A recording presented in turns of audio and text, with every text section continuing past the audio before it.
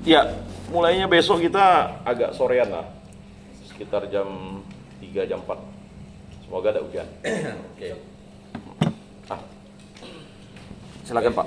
Sebelum kita lanjut lebih jauh, mungkin kita doa dulu Pak kali. Oh, iya tadi saya saking anunya ya. Semangatnya. Marilah kita berdoa dalam nama Bapa dan Putra dan Roh Kudus. Amin. Allah Tritunggal yang Maha Kudus, kami bersyukur di hadapan-Mu karya agungmu yang telah mempersatukan kami di tempat ini. Semoga rapat kami ini membuahkan hasil untuk bersyukur atas rahmat mujizat-Mu yang terbesar, yaitu Paskah yang telah kami rayakan dan akan berlangsung sampai ditutup pada hari Raya Pentakosta. Kami perkumpulan sesama anak Bengkayang, SAB, dan Ikatan Mahasiswa Kabupaten Bengkayang, IMKB, bersatu padu untuk memuji dan memuliakan dengan perayaan Paskah untuk internal kami. Semoga misa yang akan dipimpin Pastor Donatus berjalan lancar dan cuaca juga bersahabat dengan kami sehingga dapat melaksanakan dengan kusuk. Dan yang paling utama, semuanya demi kemuliaan nama-Mu. Berkatilah rapat kami pada hari ini. Semoga rapat kami ini menghasilkan sesuatu yang berasal dari kehendak-Mu, untuk kami selalu memuji, memuliakan, dan mendengarkan nama-Mu, dan juga mendengarkan suara-Mu. Semua doa ini kami serahkan dengan perantaraan Tuhan kami Yesus Kristus yang hidup dan meraja kini dan sepanjang segala masa. Amin. Amin. Dalam nama Bapa dan Putra dan Roh Kudus. Amin. Terima kasih untuk Pak Penasehat yang menasehat. Silakan Pak. Oke, terima kasih. Selamat sore semuanya. Selamat sore. Dan selamat Paskah juga. Walaupun sudah lewat, tapi kan Belum. 50 hari Pak. oh, Oh. sekarang masih oktak. Masih oktak. Oke, jadi yang pertama saya mau sampaikan dulu bahwa saya merasa bersyukur dengan teman-teman ini, terutama yang lebih senior ini, ada Pak Andri, ada Pak Bang Yakobus kita dan lain-lain ini. Acara-acara kita itu berdasarkan pengalaman kita ya, itu bisa kita laksanakan semua dengan lancar tuh karena keterlibatan yang dari saya dia lebih muda, tapi dari mahasiswa mereka ini dah kita anggap senior ya. Jadi anak-anak yang masih mahasiswa atau yang baru selesai itu, kalian tuh ya harus bersyukur, dan ini peluang besar kalau ada yang senior-senior masih punya semangat ya, mengumpulkan pertemuan kayak gini, mengkoordinir kegiatan tuh luar biasa. Jadi menurut saya ini perkembangan bagus di Bengkayang, karena saya sudah mengikuti perkembangan yang namanya orang Bengkayang mulai kegiatan itu mungkin 30 tahun yang lalu sampai hari ini masih, tapi sekarang ada tanda-tanda nih agak bagus ya. Kalangan-kalangan muda yang tidak lagi mahasiswa, yang sudah di atas, sudah bekerja tapi muda, mereka punya kepedulian gitu untuk mengkoordinir kegiatan yang melibatkan mahasiswa. Itu bagus sekali. Harapan saya mudah-mudahan barang ini bisa terus berlanjut, dan saya yakin kalau semangat para senior kalian tuh seperti ini ya, ini akan merembet, akan berkembang, bisa berkembang ke teman-teman senior yang lain mudah-mudahan. Walaupun kita tahu bahwa untuk kegiatan sosial itu yang melibatkan ribuan bahkan jutaan orang itu tidak pernah dimulai dengan orang banyak. Selalu dimulai oleh para inisiator, dimulai oleh para pemikir yang tidak lebih dari 4-5 orang. Ya, begitu dia. Ya, kita tahu sejarah Yesus yang pengikutnya sekarang hampir 2 miliar pun hanya 12 orang. Jadi kalian jangan khawatir beberapa orang ini. Kalau kalian sungguh-sungguh akan melibatkan banyak sekali yang bisa. Asal yang kita gerakkan itu punya tujuan yang bagus, tujuan untuk orang ramai. Nah, itu yang pertama mau saya sampaikan ya. Karena ini penting, dia bisa menjadi energi yang bisa mendorong kegiatan kita terus-menerus. Berikutnya terkait dengan beberapa kegiatan yang dirancang itu, kalau saya catat itu kan ada 3 ya. Satu, Paskah bersama kita, apa istilahnya, syukuran Paskah. Syukuran Paskah. Yang kedua, peternakan bebek. Yang ketiga, unit galeri. Kalau tiga-tiga ini disentuh bagus, tapi memang karakternya beda. Kalau untuk tadi pun sudah ditunjuk, Bang Yakobus itu mengkoordinir soal pasca dan bebek, kita sebutnya unit peternakan. Jadi lebih bagus dia, baik dari segi SAB, nanti Betang Center pun kita kalau perlu kita sebut lebih bagus lagi unit pelatihan peternakan. Jadi kita anggap daerah tempat itu memang tempat pembinaan, unit pelatihan peternakan. Kemudian unit pelatihan usaha. Kalau yang di galeri itu saran saya kita sebut unit pelatihan usaha. Nah, kalau saran saya Bang Yakobus, kalau untuk pasca beberapa keputusan penting kan sudah, misalnya tempat, waktu, segala macam. Ya. Nah, jadi kalau udah ditunjuk sebagai koordinator, karena apakah tetap namanya koordinator atau ketua ya silakanlah ya. Yang jelas sudah ada orangnya. Cuman IMKB ini lain kali memang Rodi ketuanya itu hanya jalur komunikasi. Tapi tidak berarti hanya membebankan Rodi sebagai ketua. Ini yang benar.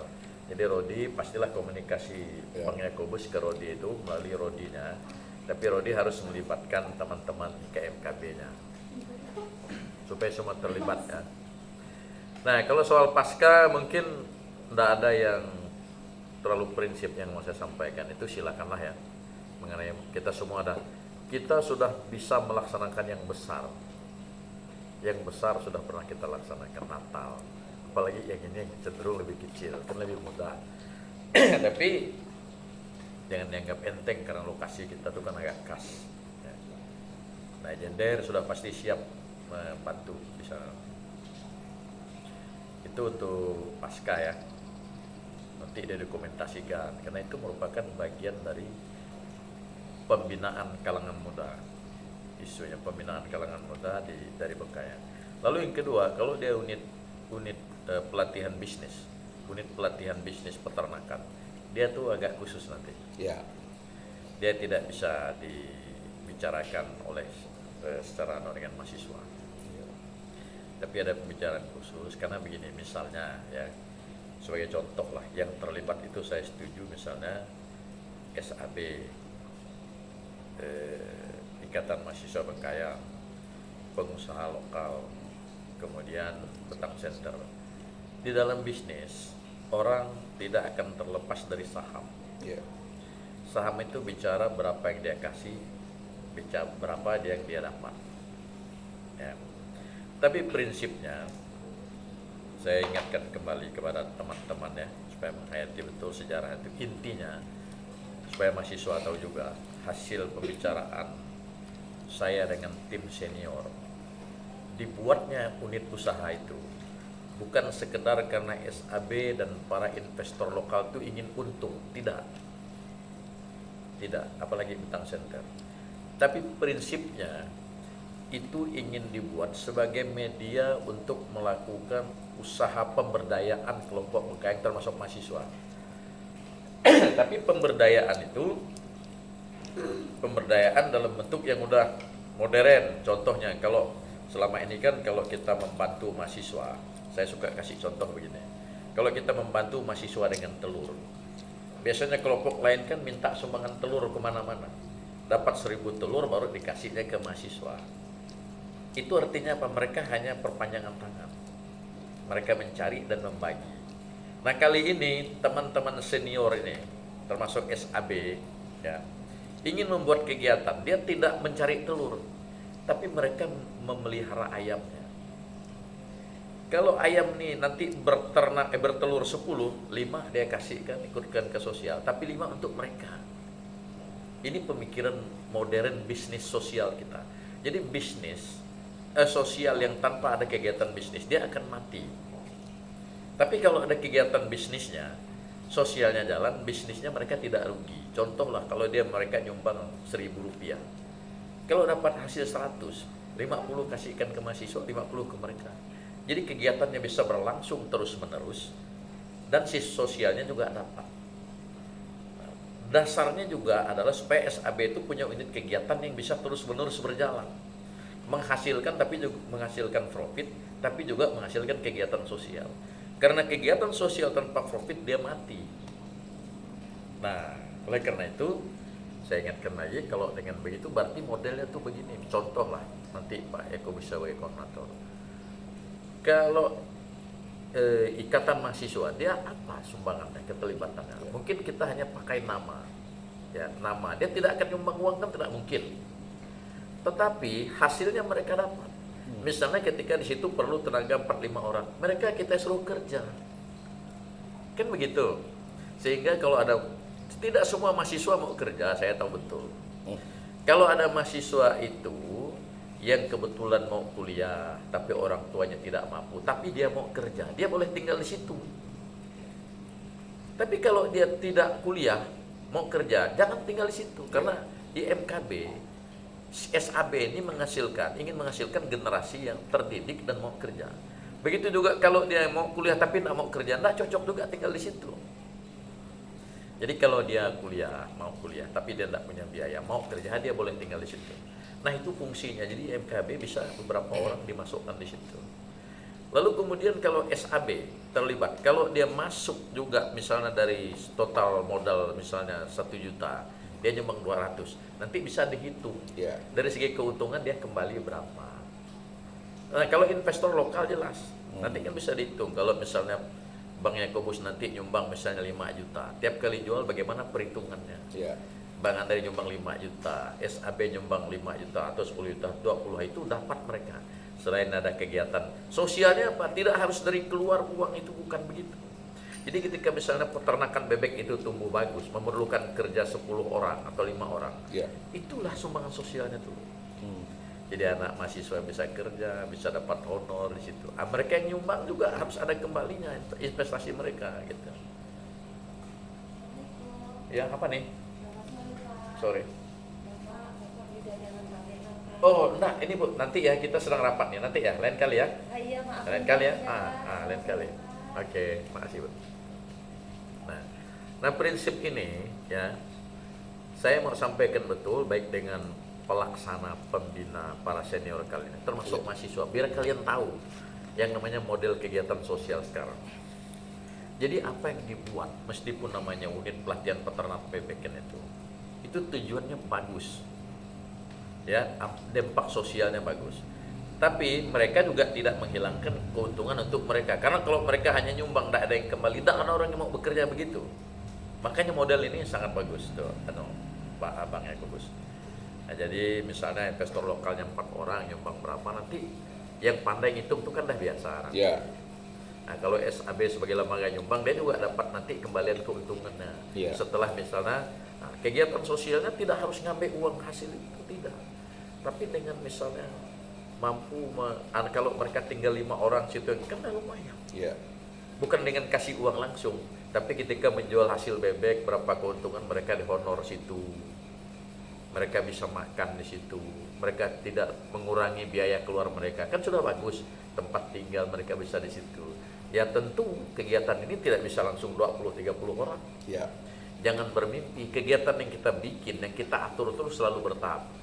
Nah sekarang sebagai catatan, informasi, saya udah puluhan tahun ini, yang keluar dari situ mungkin sekitar 9-10 orang sarjana. Nah nanti mungkin kalau ini kalau awal bisa nampung 5-6 orang, udah sangat bagus. Sampai dia selesai. Harapan saya, usaha ini selain bebek, pelatihan bebek, nanti mungkin berkembang ke kambing dan segala macam, bisa besar, karena ini hanya punya orang Bengkayang yang punya, harus kalian amankan. Orang lain tak punya lahan. Nah, itu yang paling penting ya. Jadi itu dibantu betul, dikembangkan betul, mahasiswa bisa terlibat. Lalu yang ketiga, kalau khusus mengenai unit galeri, tetap ada pembicaraan khususnya. Pembicaraan khusus. Jadi pembicaraan teruten ini saya tidak masuk di situ, tapi sekali lagi saya ingin menyampaikan kepada teman-teman mahasiswa, ya, kalian bersyukur ya, karena ada senior-senior kalian yang sudah ingin bersedia ambil bagian, mau ketemu gini, mau koordinir rapat begini di tengah-tengah kesibukan, harus kalian manfaatkan betul. Tidak banyak orang yang seperti itu mau. ya. Lalu yang para senior juga ini saya dorong, cobalah terus, karena kalian tidak akan pernah rugi, ya. Dalam konsep yang kita pikirkan, kalaupun kita keluar modal untuk usaha itu tidak akan hilang. Kalau dikerjakan betul bebeknya misalnya, jangan anggap sederhana. Kita punya kandang di situ ya. Saya sudah pernah bikin 13 kolam lele. Itu nyata, sudah bisa dilihat. Karena pakannya tinggi, kita berhenti sebentar. Nah, bagaimana kalau nanti lalu kita mau kembang pakai? Silakan. Iya. Tapi kita coba dengan bebek, karena kenapa? Saya sepakat. Di mana-mana saya ngomong kalau dengan orang Batak, dengan orang Cina, selalu mereka bebek dulu, Pak. Mereka pikirkan telurnya. Telurnya itu mahal. Telurnya tuh 3.000 sapu dan setiap hari itu bertelur dia. Nah itu jadi itu jangan anggap remeh usaha-usaha yang bermula dari sederhana begini. Iya. Jadi teruslah menggunakan itu, kita dioptimalkan lokasi itu, ibarat kata bikin kerajaan kalian sendiri, orang menghayang di situ. Optimalkan potensi yang ada. Sekarang coba kalian lihat IKN, kalau kita cek mana dapat orang kita, disitulah orang lain berkembang, mengembangkan usahanya. Nah kita jangan berpikir yang banyak tuh, kembangkan yang kita punya yang kecil. Mulai dari kelompok ini, dengan tanah seukuran gitu kita harus pintar-pintar. Nah terakhir, saya mau kasih tahu, bagaimana kalau ada orang bilang, Pak ini kan dulu untuk lokasinya, saya ingin teman-teman bisa menjawab itu dengan baik. Iya. Ini kan lokasinya untuk pembangunan rumah adat. Kenapa kok sekarang belum? Kalau kalian tidak punya kemampuan untuk menjawabnya, kita terdesak. Kalian tahu dulu rumah saya tulis itu lokasi sebenarnya perkumpulannya mah. Perkumpulannya itu namanya ya yayasan itu perkumpulan masyarakat pengembangan dan rumah adat Dayak Kalimantan Barat. Jadi lokasinya lokasi rumah adat Dayak Kalimantan Barat. Kalau orang tanya kok tidak ada rumah Dayak adat Dayaknya, saya mau jelaskan lagi dan kalian biar paham. Jadi begini, saya bikin rencana itu dulu 39 miliar ya, Iya. mereka tahu. Kan tidak membangun itu sebelum kita bangun rumahnya. Kita harus membangun unit pendukung. Iya. Mengapa unit pendukung? Logikanya kalau kita bangun rumah 39 miliar, untuk nyapunya saja perlu 10 orang. Kalau satu orang nyapu digaji 1,5 juta sebulan, 15 juta. Siapa yang mau gaji? Karena itu logikanya, sebelum ini betul tetap lokasi rumah adat. Tapi sebelum kita bangun, kita perlu unit pendukung ekonominya. Apa unit pendukung ekonominya? Unit pelatihan ternak, unit pelatihan kuliner rumah makan yang dipegang Sunar, unit pelatihan ternaknya yang dipegang kita sekarang, nanti lalu yang dibikin unit pelatihan usaha kecilnya nanti yang dipegang Bu Herda. Orang bisa jawab apa? Memang sebelum kami dirikan lokasi rumah adatnya, kita dirikan unit ekonominya dulu, supaya mandiri secara ekonomi, kan begitu jawaban kita. Nah, lalu kalau kita mendirikan rumah adat Dayak, satu lagi yang paling penting, coba kalau kita dirikan rumah adat Dayak, rumah adat itu fungsinya untuk apa? Kan dia harus memberi fungsi kepada orang manusianya. Mungkin dia bisa nginap situ, berusaha di situ. Nah kita sebelum rumah adatnya berdiri, fungsi sosialnya untuk mahasiswa udah jalan, fungsi sosialnya untuk orang Dayak berusaha berkumpul sudah jalan. Nah jadi saya mau sampaikan gitu biar teman-teman bisa menjawab. Ya. Kalau ada pertanyaan, kok rumah adatnya belum berdiri? Kalian tidak bisa menjawab. Itu maksudnya ya. Ini jawaban paling penting. Karena itu selama ini saya diserang orang dari belakang. Macam-macam. Tapi kalau berhadapan dengan saya, mereka tak bisa. Kalau teman-teman bertanya, saya jelaskan mereka paham. Baik. Nah, ya. Jadi mungkin sekali lagi hal-hal ini perlu. Kenapa? Karena kalian terlibat dalam usaha yang besar. Jadi sekali lagi teruslah bergerak. Apalagi pasca ini disiapkanlah dengan betul. Lalu peternakan nanti pasti ada unit terpisah di garap sendiri. Kalian ini. Mungkin itu saja. Sekali lagi terima kasih Bang Yakobus, Bang Andre dan Edo serta teman-teman lain yang sudah hadir. Semangat kalian terus dipelihara, tidak boleh padam, karena siapa yang memperjuangkan dari daerah kalian itu adalah kalian sendiri. supaya kalian bisa bersaing dengan teman-teman dari daerah lain. Bukan berarti bersaing secara negatif ya, biar bisa menunjukkan kalian juga bisa seperti teman lain. Itu saja mungkin yang saya sampaikan. Mudah-mudahan Tuhan berkati semua usaha kita. Amin. Silakan lanjutkan.